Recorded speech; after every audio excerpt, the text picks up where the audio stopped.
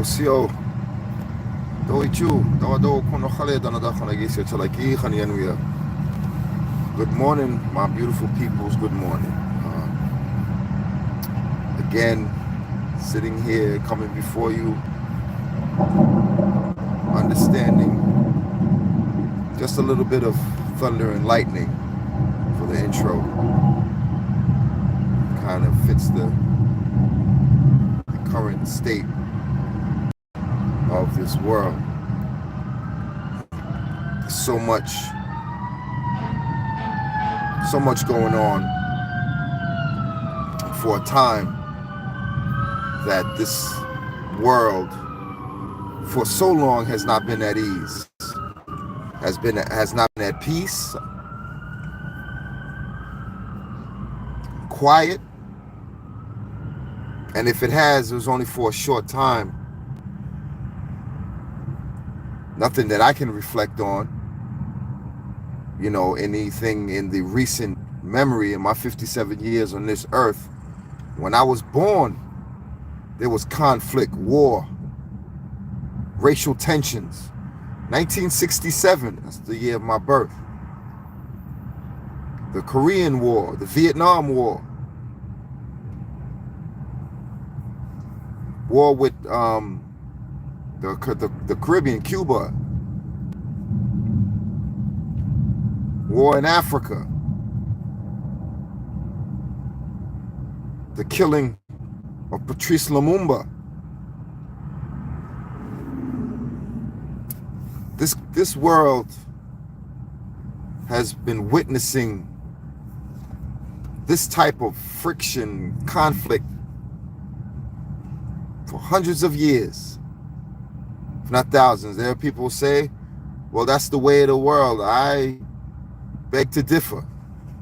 That's the way of the rulers of this world who direct our uneducated, simple people into believing something that does not exist.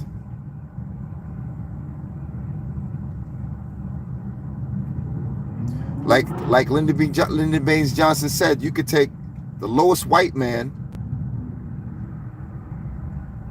that he is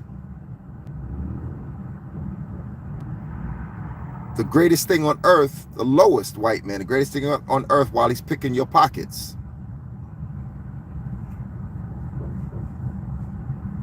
So those who direct control of the masses perpetuate an idea that we all should be against each other. Now, America's origin story is one that needs to be looked at again. This grand experiment, which is an utter travesty. This grand experiment. It's just let's tackle the categorical details of how this experiment was constructed.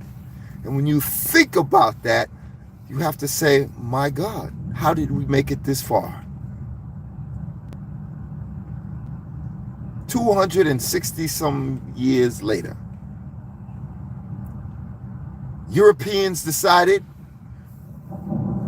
from England, France, Spain, I should have said Spain first because they jumped it off. They kicked it off. Decided, hey, we have to go look into other areas of the planet to control. Okay, they don't have the resources. They hear about these other worlds possibly. They don't know, because at that time the primitive thinking of most Europeans was that the earth was flat. So think about that. Just think about that for a second. They thought the earth was flat, meaning that if you went to one corner, whether it's north, east, west, or south, that they would fall off the globe. That's the primitive thinking. So there were those who decided without fear, and Christopher Columbus being one of them, decided to venture out because of travelers or through word of mouth hearsay. There must be something else out there other than what we have here. Now think about the Spanish in the 14th century, what it was like in Spain. They were educated by whom? The Moors. The Moors conquered Spain for one purpose. The barbarians that were in Spain, the Vandals, the Berbers, the Visigoths, the barbarians, these people tried to do one thing, and that was get inside of the holy city of Mecca by crossing that land bridge into what's called the Middle East today. And they tried to climb the walls of this magnificent city called the holy city of Mecca. This is somewhere around in the 5th century, 5th, 6th centuries. And they kept coming. They tried to climb the walls to get in. These were Spanish barbarians, because they looked at what they saw and they coveted what they saw. They wanted it. They didn't care how they got it. They were marauding beasts. So you think that the civilized Muslims that lived behind those walls did not see these people trying to climb? They repelled them time and time again.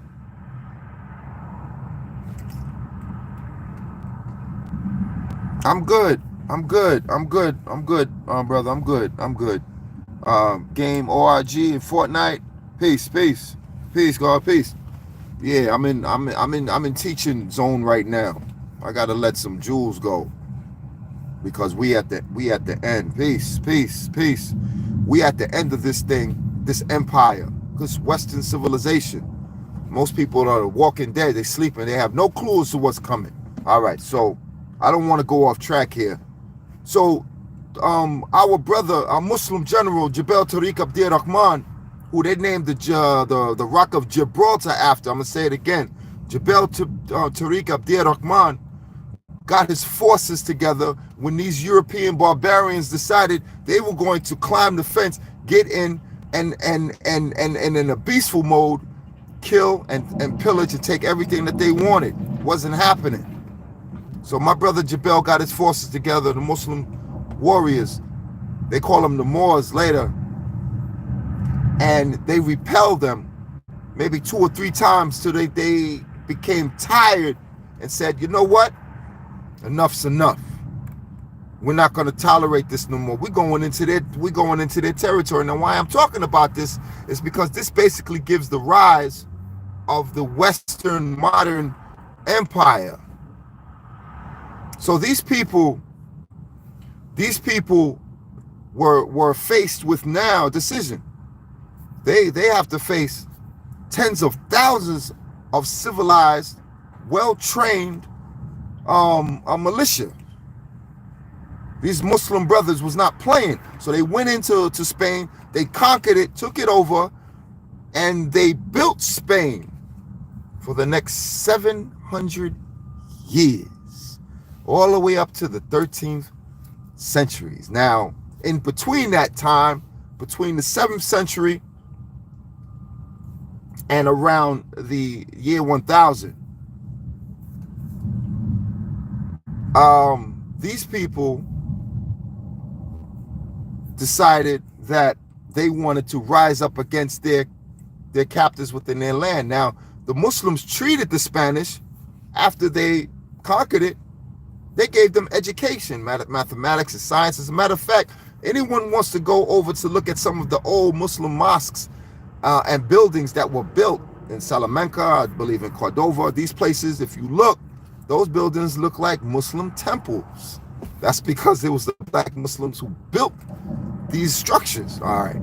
So over time, around in the year 900, 1000, when another religion started to sprout, that was the Christian religion that, as a result of this man who they call Yeshua or Jesus Christ, rose up in the time of the Roman and Greek empires, and the stories were coming out that this was a white man who fought for the dignity of Christians, even though in the scriptures never said he was a Christian. He never claimed to be a Christian, and he never told people to worship God. To worship himself. He never told people to worship himself. Never. I read the Bible from cover to cover. I ask any Christian, come tell me that lie. You are a liar, or you making it up yourself. So a hermit, some gnome-looking type character, about maybe 4 or 5 feet tall, or could have been 3.5 feet tall. But they said he was a hermit, lived in a tree. Like Yoda in Star Wars. You can't make this stuff up. This is real information. So they said he came back with stories around the time where our brother was murdered. They said crucified. I know a different story. I know he was stabbed in the heart and he died with his arms outstretched, hence where they get the symbol for the cross. There was one of Jesus' disciples never said that he actually could attest to him being crucified on the cross. He said he wasn't there. He didn't see it. And word was that went around is he wasn't crucified on the cross. He was stabbed in the heart by a Roman soldier who was arguing amongst, after he was caught teaching in front of a Jewish store. And in front of that Jewish store, someone called the Roman soldiers or the police. And then they came, they grabbed him up. Both of them started arguing over, if we bring him in, we'll get like 15 shekels or dinars. And the other one said, if we bring him in dead, we'll get 25 shekels or dinars. So our brother Yeshua overheard them, arguing over, whether they should bring him in alive or dead, because the second man was saying, I got a family to feed. So our brother, who was strong, offered himself. He said, brother, take my life so you may feed your family. And he stabbed him in the heart with what looked like a Rambo knife. And that's because the body of our brother Yeshua is in the holy city of Mecca. But he was no Christian. He was a Muslim. Go read it in the book of Marks. Go read it in the book of Marks. He was no Christian. Never said that he was Christian. Christianity wasn't even born until almost 700 years later, after he was murdered. All right. So what does that have to do with what I'm talking about? I'm getting there. So the story was during the Crusades, when white people in Europe heard about this story about Yeshua, they put a white face on him. They wanted to go back to what's called Jerusalem, the holy cities. They wanted to vindicate those areas from the darker peoples. They said, look, those areas belong to us. What that sound like? Palestine? Those areas is ours because Jesus was white. So they tried to go back there and take those. Of course, they was met. The Muslim brothers was playing Salahuddin. Around that time, they fought 200 years, from 1000 to the year 1200. For 200 years, and they did manage to take Jerusalem for a short time because they kept coming. They had the belief in their hearts that was their land and that Jesus was their God, and they need to vindicate their lands from what they deemed as infidels, which is funny because that's what the Muslims was calling them because of their behaviors. So their barbaric behaviors in terms of trying to conquer that which you covet. Remember, going back to the holy city of Mecca, they saw the beautiful city from afar, high up on a mountaintop or a crest, and they could see inside the city how beautiful it was. So they coveted it. They wanted it. They wanted to take it. They wanted it to become theirs, regardless of how many people they killed or whatever it is that they destroyed. So this hermit fabricated this story, and then the Catholic Church or the Christian Church, the government, which they fabricated this idea of a new religion. And then what most people don't know, that under Constantine, the first image of the Christian church was not a cross, it was a fish. There is some metaphoric symbolism there with that. I'm not going to get into that, all of that. It's just, the story is long. And how it got changed over to the cross is another story. But the idea started to manifest itself and grow and fester. And then I think it was in the 9th century in Nicaea, in Nicaea, Rome, where they actually fabricated it and came up with this idea. After they murdered our brother Christ, which people don't know, the word Christmas or Christmas, the abbreviation mas itself was short for massacre, the massacring of the Christ. Because most people don't know that King Herod had sent out the police, the Roman soldiers, to go kill every newborn up to 2 years old, because they was looking for this savior. They wanted to murder him. They said, just kill all of the newborns up to 2 years old. Kill all of them. That's why our brother Yeshua had to flee. He had to flee his area, whether it was Jerusalem, Bethlehem. He had to flee, and he had to go into what was called, at that time, I think Mizraim, Egypt. They changed the name so many times. You know, the original name that I know it was called Kemet. You know, some people have other names, fine. That's the name that I call Kemet, meaning the blackest people in the blackest land, so fine. So they looked for him. Of course, they didn't find him. My brother fled with his family, his father, Mary, and Yusuf, and they went into what's called Egypt. And our brother was taught by the scientists, the priest, the high priest Zosa, and Melchizedek. And you read about them in the book of Hebrews. It says Melchizedek is like the father, is like the king of peace, who had no mother, no father, no beginning of days, no ending of life. Whoa, that's deep.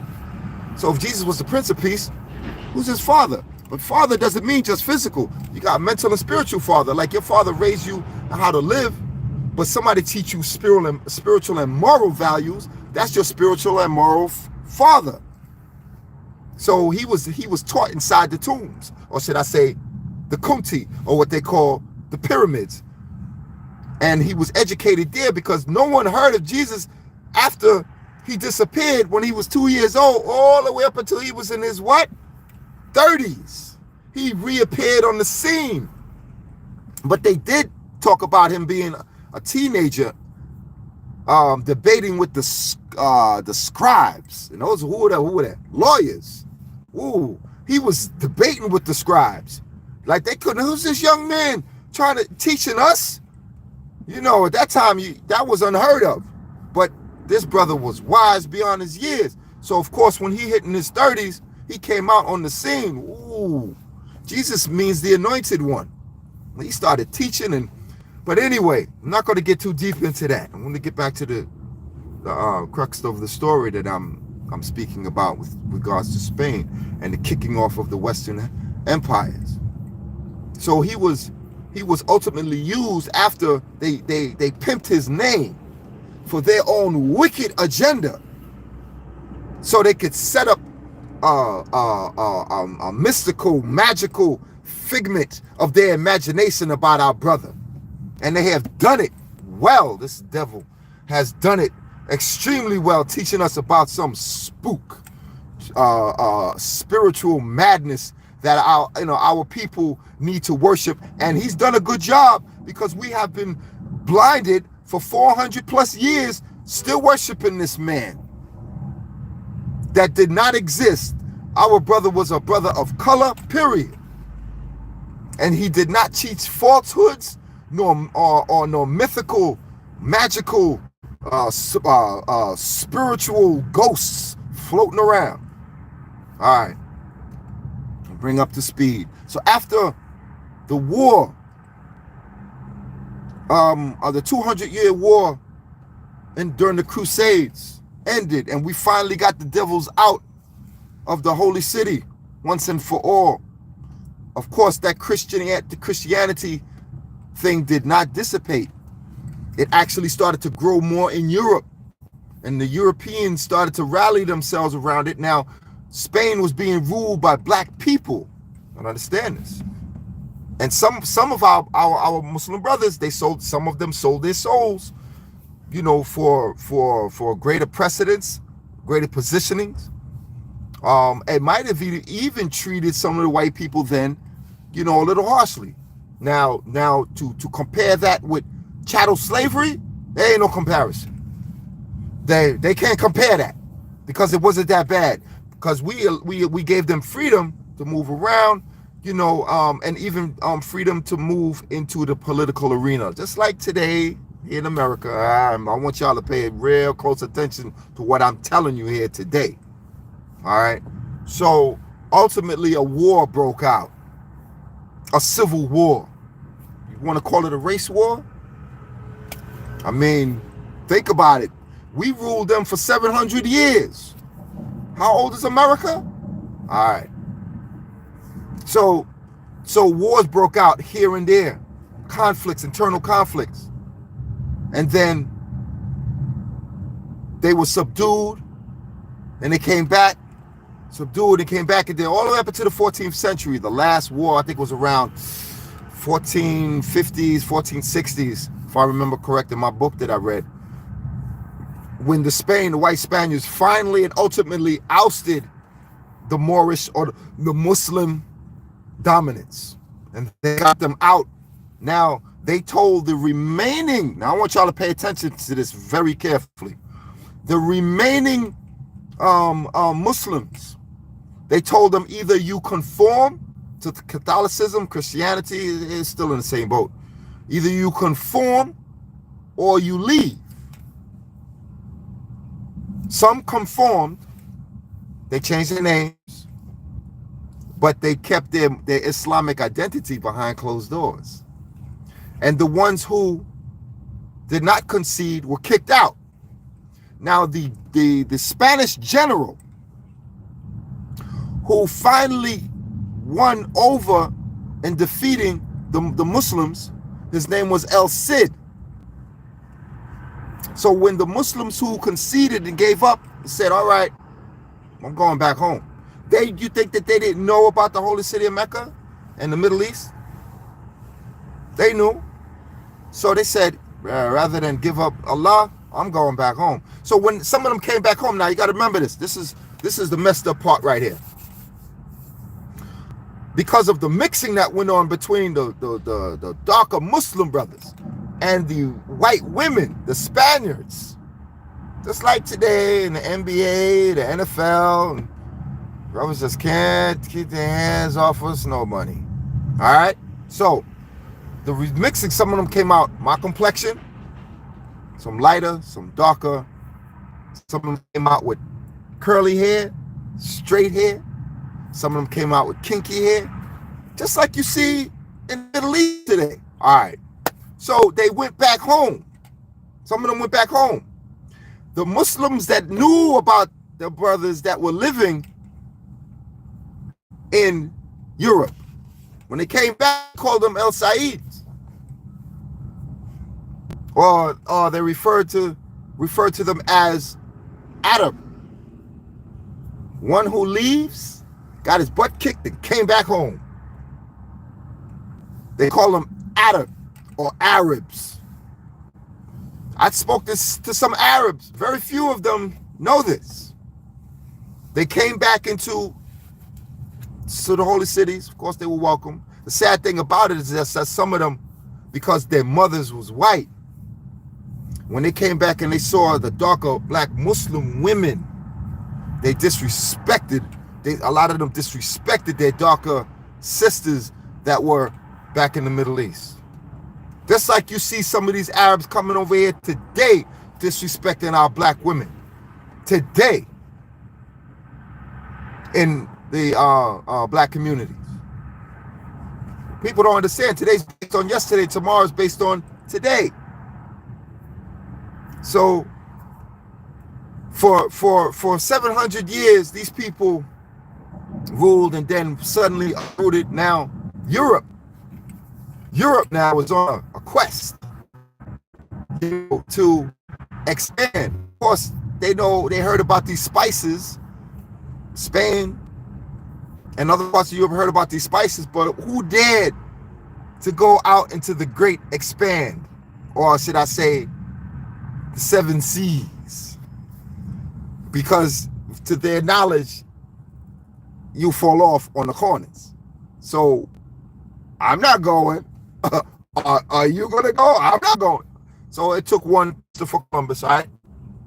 He decided, must have found some maps, because brothers were navigators. They found an ancient Egyptian brother who navigated all the way to North America in a papyrus-made boat. Who's that? Antisocial Shelley. Greetings, sister, greetings. He came over in a papyrus-made boat, and I forget of his name. He's an African anthropologist.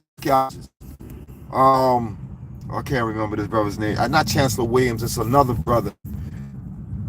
They were doing some carbon dating because they found one of the pharaohs, and they took some tobacco out of his mouth, and with his white scholar, so-called friends, when they found out that this tobacco was from America, they said, "Wait a minute, he's in Egypt. What's he doing in America?" So all of a sudden, I know this brother thought that these white, archaeologists, scientists that he was working with were his friends. But the white, just like in a Richard Pryor skit, I don't know, some of y'all, you might be too young, but Richard Pryor was a great black comedian, did a skit about them finding an Egyptian pyramid. They got inside. They found a book. It's called a Black Book. He opened it up. Richard Pryor would say, "This is black people, baby. This is black people. There ain't no whites in this one." And he went off. And then his three white friends behind him, they started to look and say, "Well, we can't let this get out." And they started backing up. And he's going off about what he just found. And this is a huge significance, because this is why white people going crazy today. So they walked out of the pyramids, and they closed and locked the door. So they told you in your face they don't want you to know who you are. All right. So when found out that this brother and the information that they just came across about this American tobacco, they said, "Oh, stop the presses." The body disappeared. He went back. Presses is gone. The body's gone. Evidence. And here we are, 2024, sitting back wondering, what's that? Good morning, sweets. Good morning. Our people sitting back wondering why these white folks is full of anger against us. Why hate us so much? I don't want you to know who you are. Some of them don't know who we are, especially the hillbillies and the ignorant. The 85%, the 10% know who you are. The 10%. The rich slave makers of the poor, we learned that in the 5% lessons. The rich slave makers of the poor, the doctors, lawyers, ministers, politicians, they know, and they play manipulation with the ignorant dumbasses of white people to pitch them against us. They've been doing this since time immemorial, since they came out of the caves of Europe, and their mission was to destroy the original peoples so that they can rule. So you think he wants to be under our feet again? Oh, hell no. He got nuclear weapons for. He's preparing for war while talking peace. All right. So getting back to Spain and Christopher Columbus. Christopher Columbus, through maps, he just didn't mysteriously, magically know that there's life elsewhere with greater promises of profit and spices. You think he was just looking for spices and India? He's looking for India. Yeah, that's a part of it, but it was a bigger part. Of course, the Moors, they had left some information, and that information was kept hush and kept quiet. Of course, he had trouble navigating because they were only limited in their navigation into where that scope, spread to.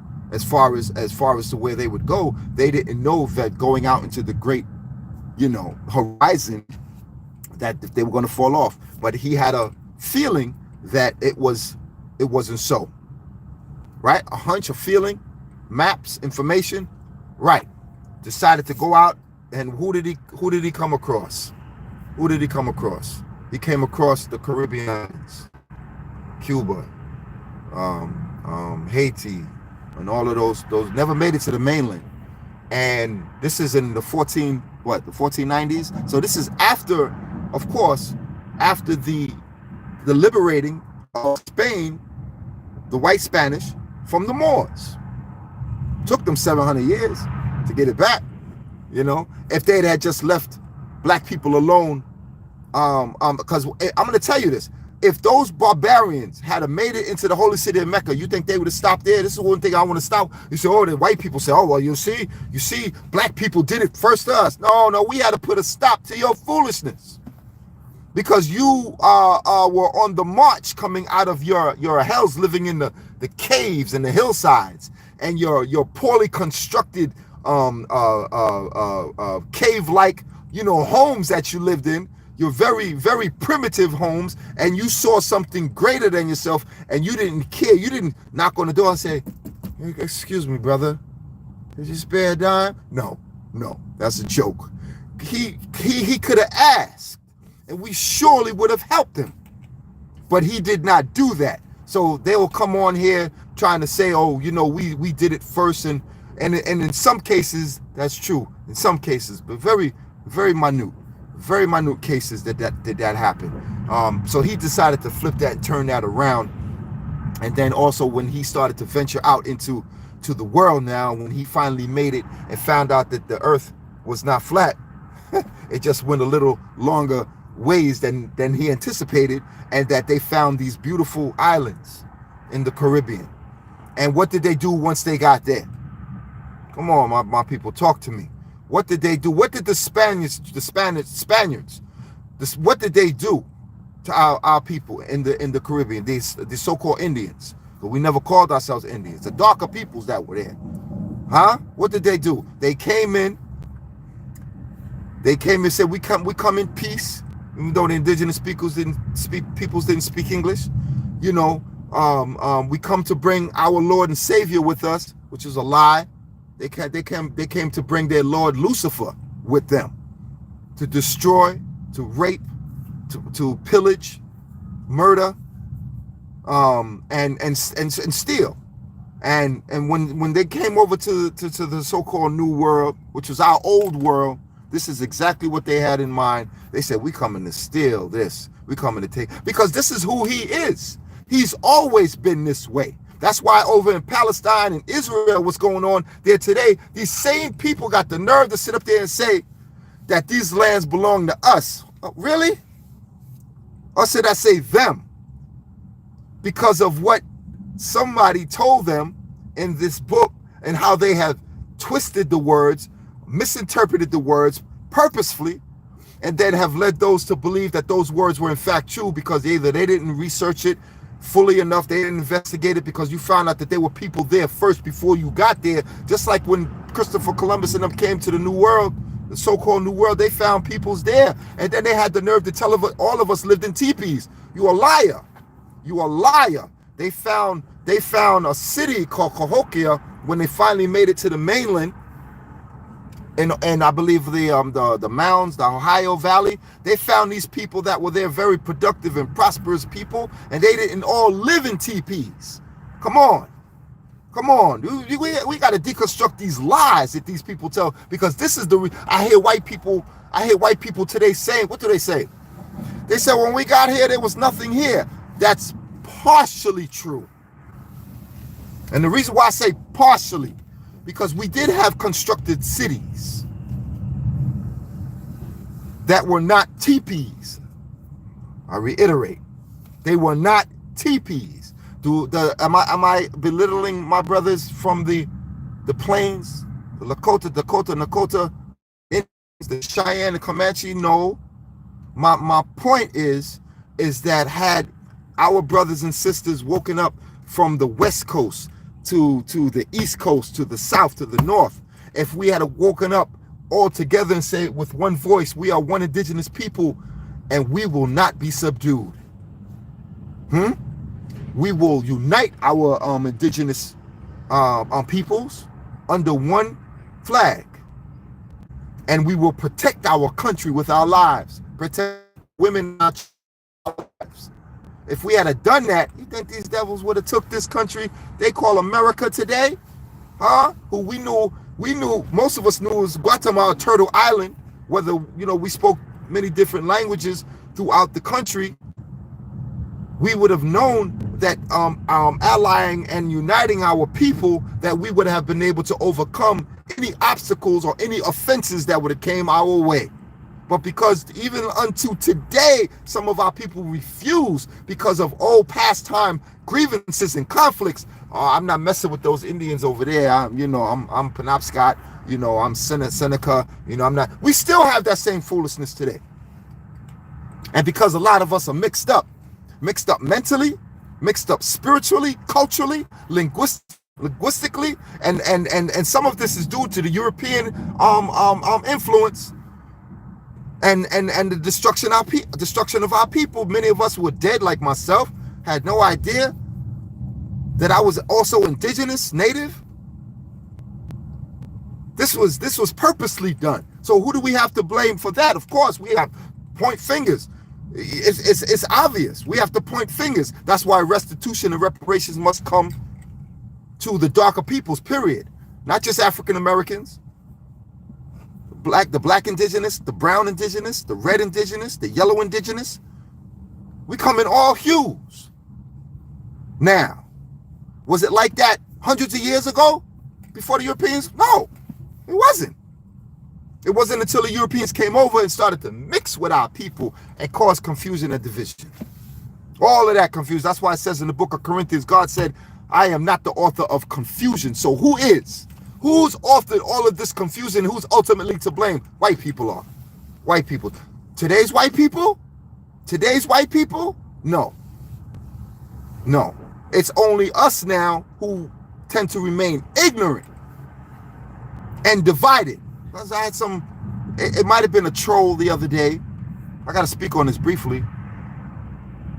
This might have been a troll or agent gonna ask me why am I wearing in my regalia, am I wearing Apache rap and some of the Lakota dress, and I told her I was adopted. The records of our people are minuscule. They're very vague. And this was purposely done by the European dominance of our people. They wanted to destroy us in every way, form, or fashion that they could. Physically, mentally, spiritually, culturally. There's some things you just can't touch, though. The spirit. But as far as the clothes was concerned, this is if she was, I don't know if she's a troll. She called me a pretendian, which I thought was funny. And then she said that I was black. I said, look, I'm not white, but I do acknowledge that I am black. My grandfather's dark skin, melanin. Ain't nothing wrong with the melanin. It was a blessing from our God. At least when I go in the sun, I don't burn. I get darker. You understand what I'm saying? So some of these now, I've got into some conflicts with some other indigenous peoples online about there's some of the Dakotas, they seem to think that they're the only Indians on the planet. And you know why that is? That's because the white man has bigged them up for the past 100 years in their movies. Either the white man has played the roles of the indigenous peoples, or they have overtly laid claim. My great-grandmother was a Cherokee princess, but you're in the Dakotas. How does that even work? So white people are laying claim to being native. A lot of them are today, causing all of this confusion. So some of them now who are looking at indigenous peoples on the East Coast. See, this is how wars are started. They're saying, oh, I actually ran into a Lakota who came to the Bronx years ago. and said to me, he said, I don't know what's wrong with you, you people, that are Indians on the East Coast. The way he was talking to me, like he was saying to me, like, you're not really Indian. That was the vibe and the indirect message that I was getting from this man. I was at one of his offices in the Bronx, sitting across from him, talking to him, telling them that a lot of our people have been destroyed here on the East Coast, more so on the West Coast. I said, you guys fought all the way up until the 1870s, maybe 1880s, with crazy horse and Geronimo and etc., who fought the last battles. I said, y'all managed to keep some of the languages, and they put y'all on reservations. Some of our people on the East Coast didn't stay on the reservations. Some of us left. They didn't want to suffer under those degenerative conditions. So some of us mixed into the other populations of other people, where they were white and black. And this is a fact. He knows this now. So now they are trying to diminish those of us who are coming out of the mental enslavement, that all of our fathers were brought over here in the slave ships. It's not true. It's not true. So therefore we have lineage here, and even more so that there were black people that were in North America long before the slave trade started. They're finding this out too. So this lack of knowledge and history, of course, is pervasive to some who don't know this, because the white man has misconstrued history for the past 150 years now. Ever since he conquered the indigenous, he kidnapped black people from the motherland, brought them over here and put them in chains, and then he put us in his boarding schools.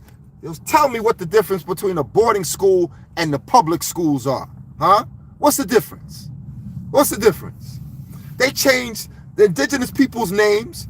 You got Indians in the Midwest walking around. My name is Running Crow Dog Jones. My name is Red Brown. You mixed up. You got your slave master's name. Okay, so all right. Then my people, we were never slaves here. But you a slave now? There's no independence. There's no infrastructure. You don't have any towns, any cities that you call your own. You have no real structured government that can help raise your people up. The languages of our people are dying at a rate that is undeniable in terms of the population of those who speak a lot of the native languages today. It's being lost. So you got these native populations who are proud, beating their chest. What you got to be proud of when you still carry your enemy's name? Huh? I don't get that. And then some of them point fingers over here on the East Coast and even in the West Coast because we have a darker hue, and say that, oh, as long as you're not dark brown or black, dark skin, you can't be Indian. But white people coming into the fold, adopting white people, you got no problems. You're nothing but hypocrites. You got no problem if you look at a lot of the chiefdoms, the clans mothers that exist in these tribal communities in the West Coast. They look like white folks. Huh? I wouldn't have a problem with them if they were fair in how they talk to other indigenous peoples, but behind closed doors, they saying the same thing the goddamn white man is saying. Keep those niggas out of here. They saying the same thing. So now I have to submit this to my brothers. How the hell you think we lost this country to begin with? Because of our divided foolishness that we have today. Now we got a people that's above us. We got strange people You following this white man's twisted mentality of homosexuality, transgenderism. You're following twisted holidays, Christmas, Halloween, Easter, but you want to call yourself native. You are a damn fool.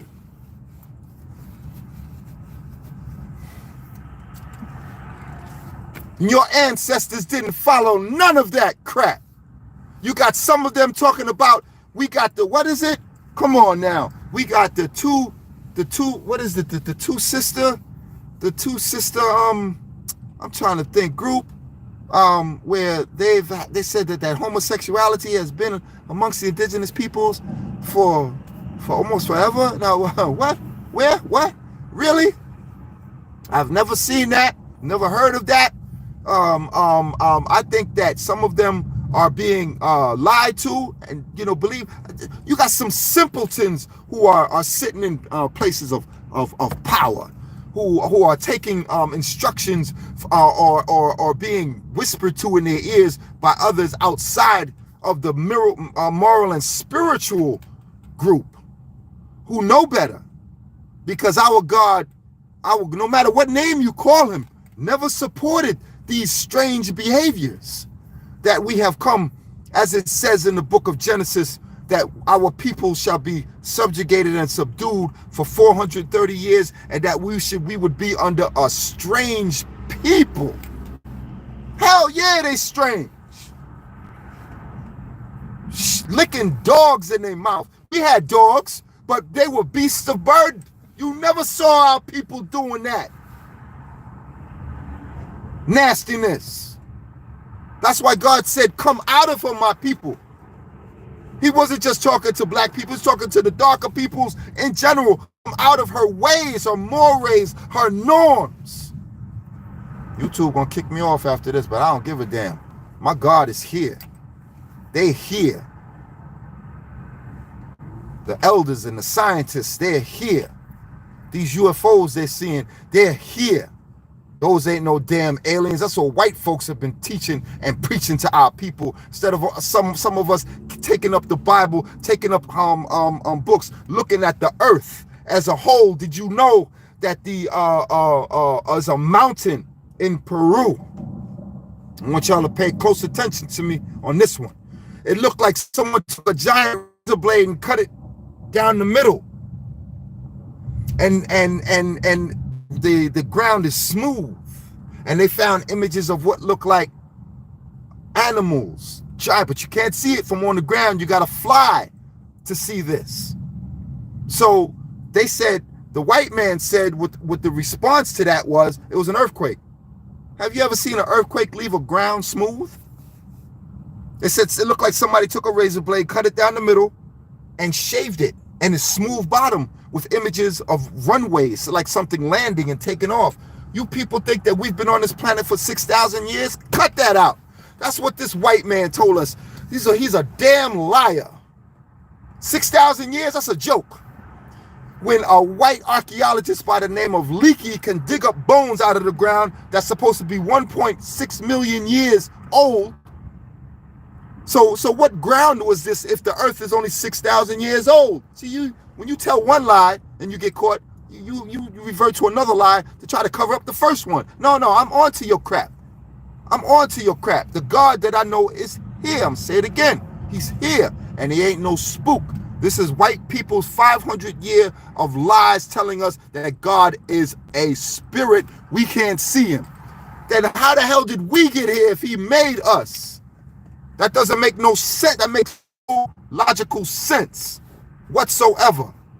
So our people have been lied to, deceived. So if we take the time to study now, all of the darker peoples of the earth, we were at peace before this white man came. Did we have wars and conflict? Yes. We weren't perfect, but we didn't have world wars, major conflicts that which we see today, that this man going to everybody's country, destroying and pillaging, raping, doing what he want. In the name of who? Lucifer, that's his God. Satan, that's his God. He says his God is Jesus. We do it, huh? All right, sure, you're right. So when they found these these images on the ground, something landing and taking off. The white man was scratching his head saying, what's this?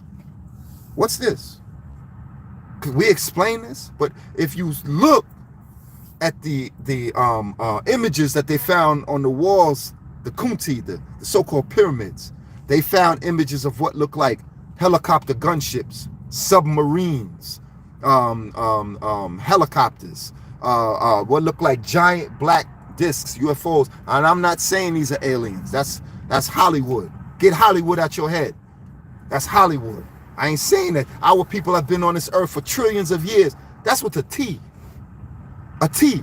I'm 57 years old. I've been studying history since I was 7. God years. And God has revealed to me who he is.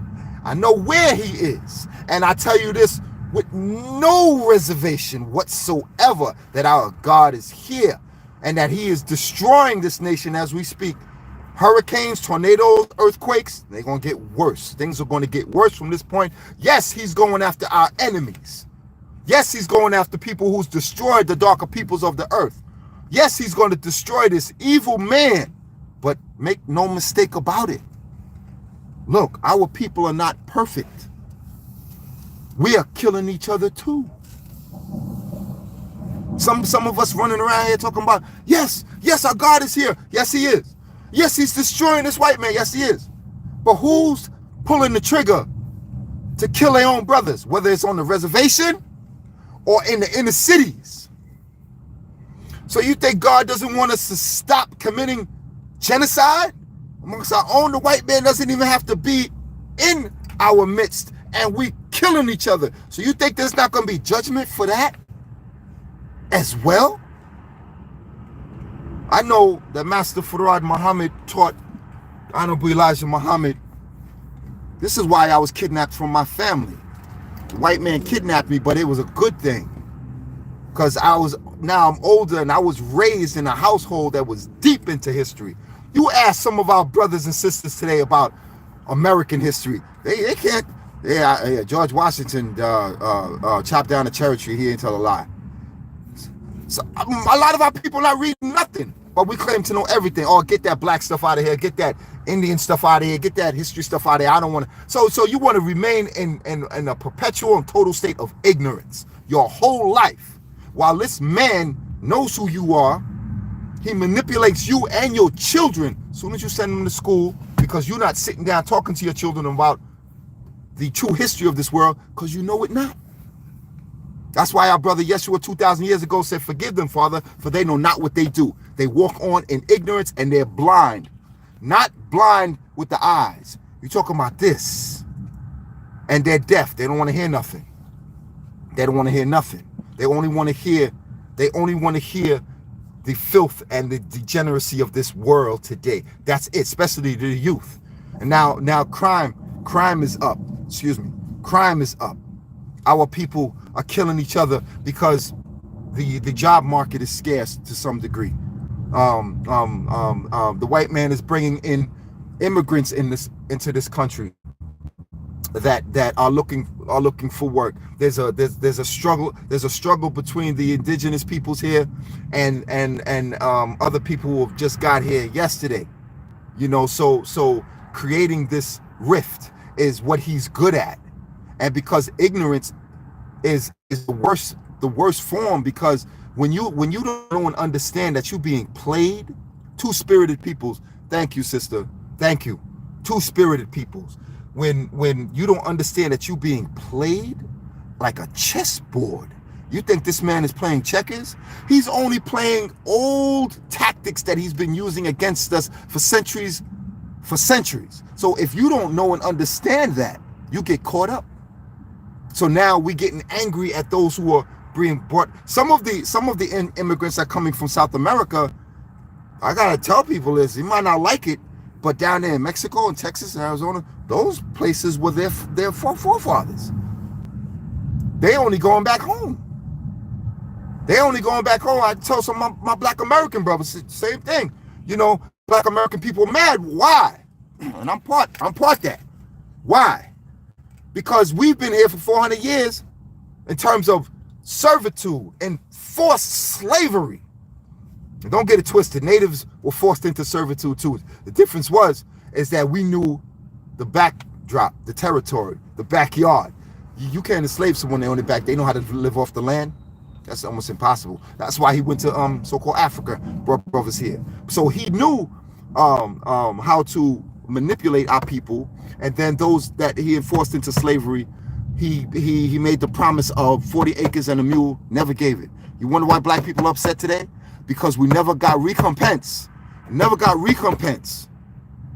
And you've been saying it for the longest time. Yeah, you know, it's in the Constitution that we were supposed to get 40 acres. Never got none of that. Never got none. They wonder why black people are upset. That's part of the reason. Some of us are waking up to that. Some of us are saying, oh my God, you know, I didn't even know that black people were being lynched. Race riots broke out. Oh, it's all over YouTube now. It's indisputable. You can't dispute it. They've lynched the darker peoples all the way up into the 1960s, 70s. Now, it's happening again. And some people will say it never really stopped. So those of us, and I know this, I'm going to tell y'all something. As a 1977, 78, I was in Virginia with my adopted mother, who I couldn't find her, she was my cousin, my adopted mother's family, and I walked off. This is in Virginia, near Richmond, Virginia. I walked off and walked down the street and went across the tracks. Now, y'all know what I mean when I say I went across the tracks. I ended up in the white area, and I almost walked into a grocery store. And of course, this is like almost 20 years after Emmett Till was lynched. So I'm a little, about 10 years old, 10 years old. No, I know nothing about, my mother, they never told me nothing. This is what's sad. This was sad. A lot of our people gonna pay. The children, they're gonna pay because you're not telling them nothing about the racism that this country has espoused since its inception, since the beginning of this country. Dare not tell your children? So when I walked into that, my cousin, Ducky, she grabbed me by my arm so quick. Boy, what you doing? And looked at me with, I didn't know I did anything wrong. I was like, well, what did I do? What did I do wrong here? She said to me, she said, you ain't supposed to be around here. And she's up there smiling, looking at people, smiling. It's white folk. Again, this is in the 1970s. It wasn't until many years later I found out what happened. That's sad. I could have got lynched. At 10 years old. Think about that. And now the white man is on the hunt again for our people, and we're not telling our children nothing. Black women are being found hung. Brothers are being found hung in the woods. Native Americans on the reservations, are they talking about this? Are they talking about this? Are they talking about the lynchings, or are they just worried about their own people? Come on, somebody talk to me. And anybody know? They've heard any, what is that? I know they got their own problems that they're worrying about, because there have been drive-by shootings of indigenous peoples by white people on the res out in the Midwest. I've heard about this. There have been indigenous women who have been turning up missing for the longest time. Indigenous women who have been raped. No charges against white males. Nothing has happened to them. So are they reporting the lynchings that's taking place? There was an Indian brother who I remember one time he was kidnapped by the Klan. This was a few years ago, maybe about 5-6 years ago, and they carved red nigger into his, I think, his back, and he was in the hospital. They box cut him. Now I don't know if you guys know this, but recently in Gettysburg, Pennsylvania, in the college, there was an African American brother who was attacked by his friends at his college swimming team, and they carved nigger into his chest. These white folks don't hate just African Americans. They hate anybody who stands in the way or are obstacles to their dominance. And that dominance is white supremacy. That means black, brown, red, yellow. They don't want to have nothing to do. Look what they did to Nagasaki and Hiroshima. They didn't drop a bomb on Hitler. Huh? They didn't drop no bomb on Hitler in Germany. Think about that. They dropped a bomb on Japan. Huh? Hitler was planning on invading America, just didn't make it. The Japanese did, but the president knew about it. The president at that time, I think his name was Roosevelt, he knew that the Japanese were planning an attack. They said, let it come. We can test this new bomb we got called an atom bomb. Whoa. We can test this new bomb. You research, I did mine. They knew that the Japanese was coming to America and that they was going to bomb Pearl Harbor. You don't know these people. They are straight demons. Most of them, not all of them. I want to be clear about that. There are some good white people. Actually, the only white person that I really give some credibility to is John Brown. He's the only one. He's the only one that said the only way we're going to be free, we got to fight these people because they evil as hell. He knew his own. There's not that many today. But there are some. But these people who are in power, they don't give a rat's about any of our people. They'd rather keep us into poverty and dysfunction, miseducated, uneducated. You know, I hear they talking about giving grants, loans, and we don't need no damn grants or no loans. We need resources. And for those of us who have the knowledge and the understanding, the wisdom to rebuild our communities ourselves, we do it ourselves. Whether it's in the black community, whether it's in the native community, we need the resources and the those who are skilled in different areas of construction, carpentry, and education. And I'm not talking about that watered down European version of history and education and even mathematics, science, and social studies. We need a totally revised program for our people. So that if that means separation, goddamn right. Because we don't have enough of white people and their lies and their BS. You think that they're gonna give our children the ability to rule them? Think about this. And then within the next 400 years, you think that they're gonna do that for our people? When does that ever happen? There are no people in the face of the earth who have been subjugated, or who have been enslaved, who suddenly said, all right, we're sorry for what we did to you.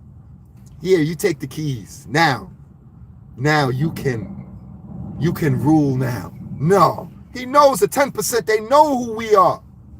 They know who we are. That's why I'm praying for our sister, Kamala. Our black Indian sister from a different part. Some people are pretending saying she ain't black. Her father has an afro. And he's a man of color. These people are ridiculously silly. Silly.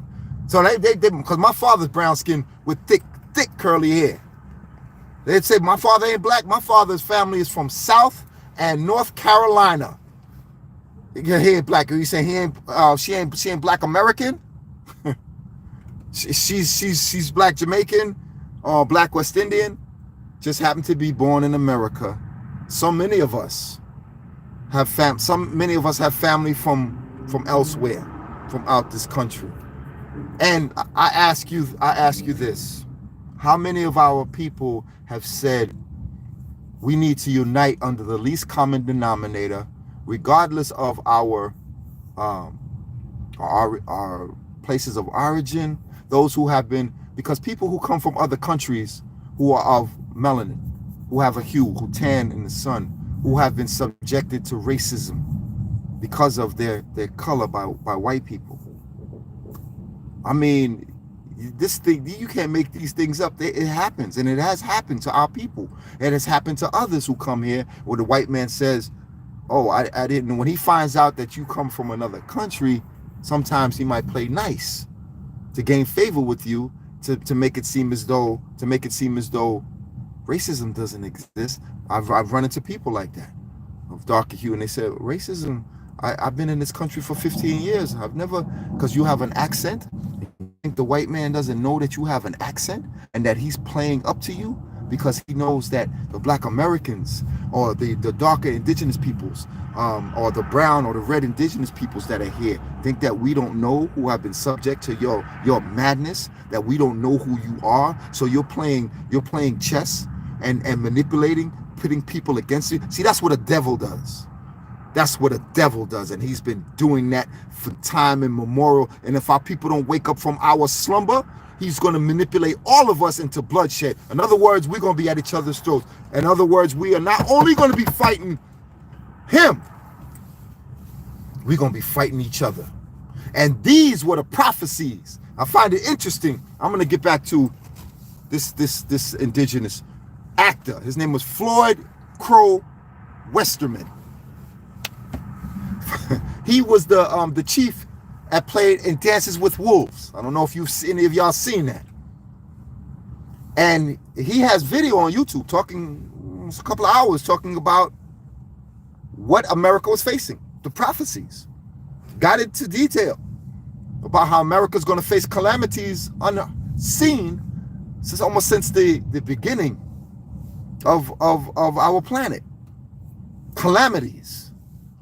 And he talked about the darker peoples of the earth fighting against evil ass white people. Oh, okay. And he spoke on this fervently. And I was taken aback. I was like, he knows what he's talking about. What I couldn't understand, look, everybody has their preference in life. I couldn't understand why he said all of these things. His wife is white. It's a white woman. And that disturbed me a little bit. You get a lot of these famous actors and you don't hear them complain too many. To a couple of Lakota brothers up in New York years ago who was talking about some of their brothers from their tribal nation who are actors have sold out. They've sold this whole, and just like in the NBA, in the NFL, they marry white women, the men. Means that they got to get their prize. They got to get their prize. That's how this world is so mixed up, messed up. You imagine a child coming from that, a war breaks out. Just think about this: conflict, race war, and you got a child. His mother's white, father's black or Indian, or both. And he has to choose whose side, because only one group is going to win. If there's a war, only one side is going to win. And to be thrust into that, you didn't ask for it. It's your parents who came together to have you, and then people don't accept you on both sides. On both sides. I'm lucky. In many respects, I rarely come across people who fight with me about my indigenous background. But when I tell them I'm black, that's when they look at me. I said I'm also black. That's when that's when the eyes come. Yeah, you don't look black. They have no concepts. They have no concept whatsoever who and how deep our people are and we come from. We think that we were autonomous. That's right. I won't. Oh, absolutely not. The darker peoples are the original indigenous peoples on the earth, period. The white man came here 6,000 years ago. That's his time. And he was born up in the caves of Europe. He used to be one of our brothers of color. But he turned against God. So he got kicked out, put up into the caves for 2,000 years, and he came out white. And if people know anything about radiation and a lack of sunlight,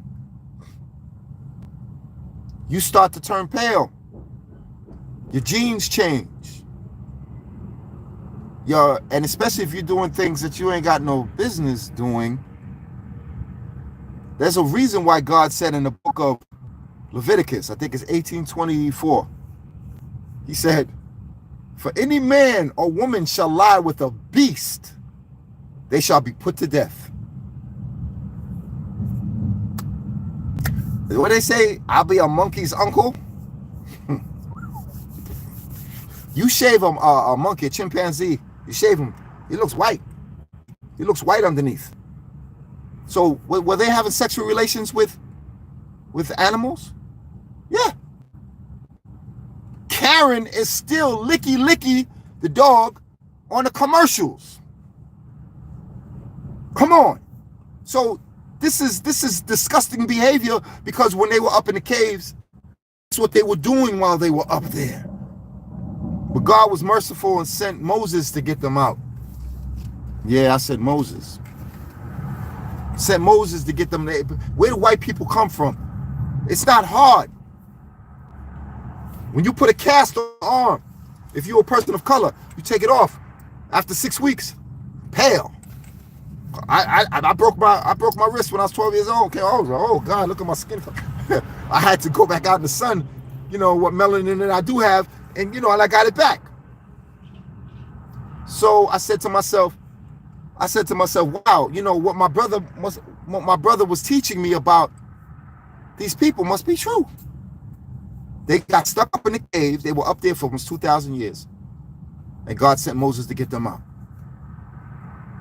It speaks about it in the Bible and in the Quran. Is it their fault?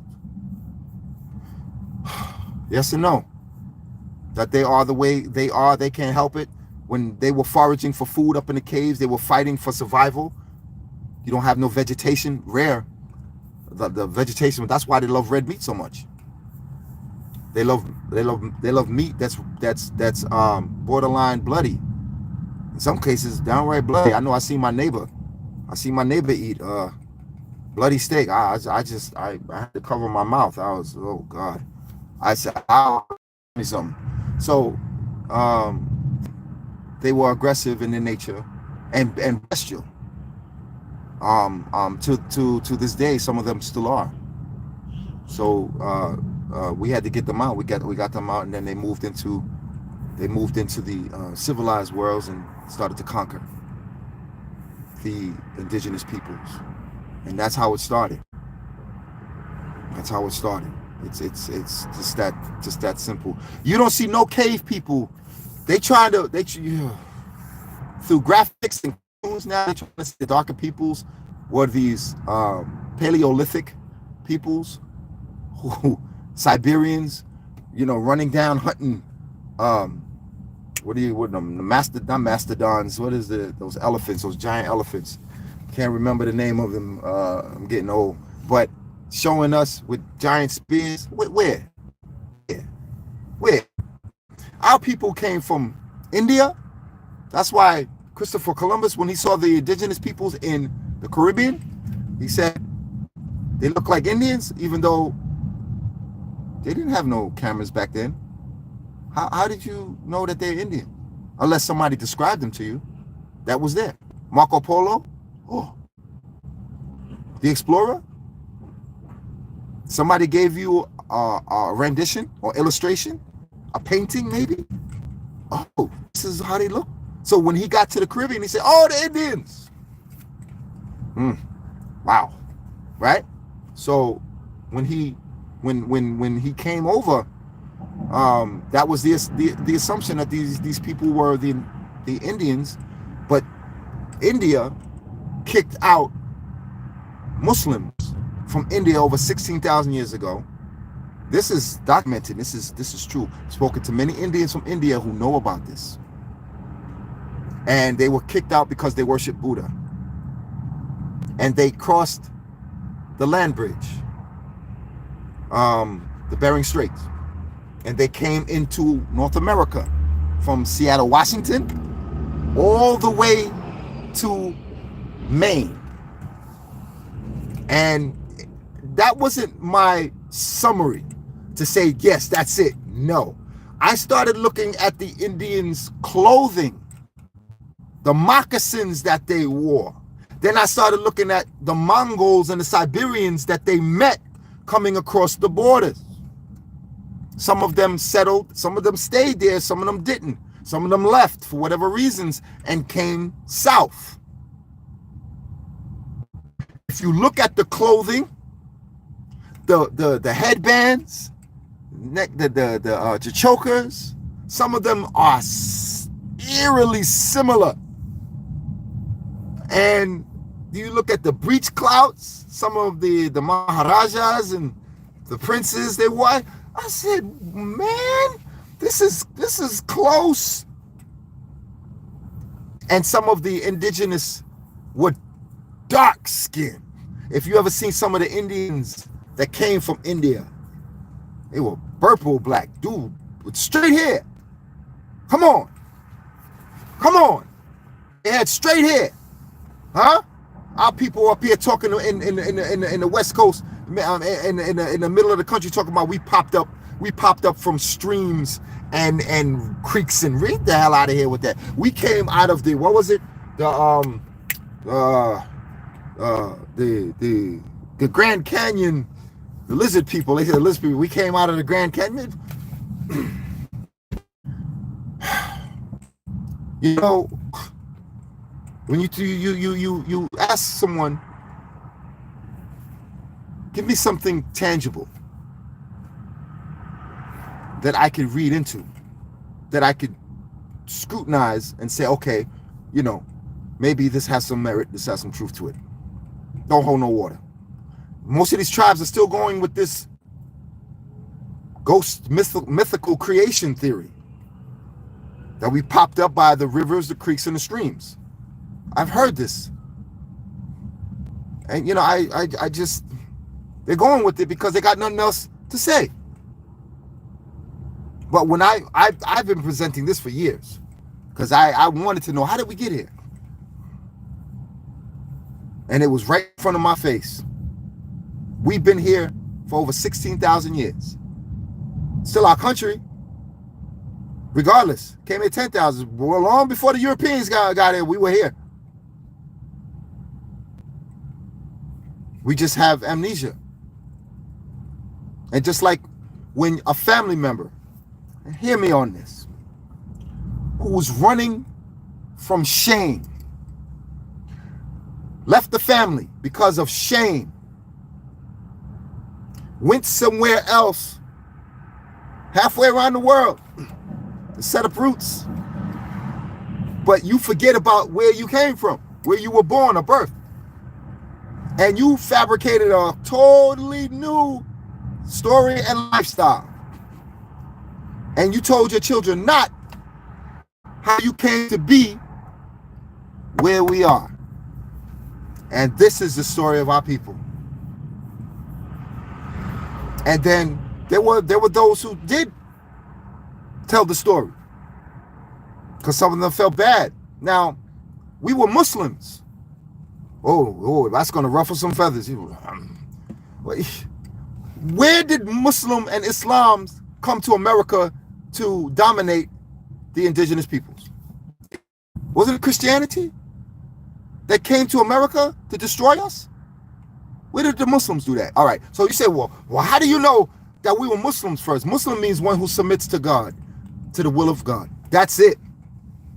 That you look at the powwows. When the Muslims go to pray, they face east. When we have powwows, don't we enter into the east gate? I think I've taught this before. We enter into the east gate. Where did that come from? When we go into our circles, which is round, 360 degrees. Now we're coming back full circle to our people. The knowledge is here. It's up to us to accept it. You say, do I have to be a Muslim now? No. Being a Muslim is not something as a title that you wear on your head, or no. It's a submission. Whether you pray to God, however you pray, that's your business. Doesn't matter. It's a submission to God. That's it. Many of our brothers and sisters still pray today. Some of us now have adopted Christianity and we still pray, but it doesn't matter what title you have. It doesn't matter as long as you treat your mother, your brother, your sister, your father with the same respect that you want to be treated with. That's what's important. That's what matters. Anything else is obsolete. It's no good.